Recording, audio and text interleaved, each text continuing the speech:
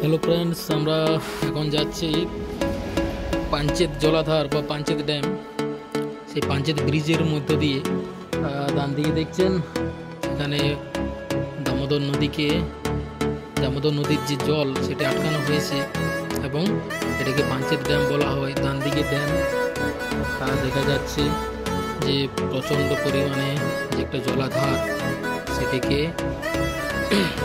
আটকে রাখা হয়েছে এবং সময় মতো সেগুলির কপাট খুলে বাঁ দিকে সেটির জল ছাড়া হয়। ডান দিকে দেখছেন পাঞ্চেত ড্যাম। বাইক চালিয়ে নিয়ে যাচ্ছি। খুব সুন্দর দৃশ্য এবং অনেক বড় ড্যাম, আপনারা দেখুন এবং লাইক কমেন্ট সাবস্ক্রাইব জরুর করে দেবেন এবং নোটিফিকেশন অন করে দেবেন যাতে নেক্সট ভিডিও আপনাদের কাছে তুলে ধরতে পারে।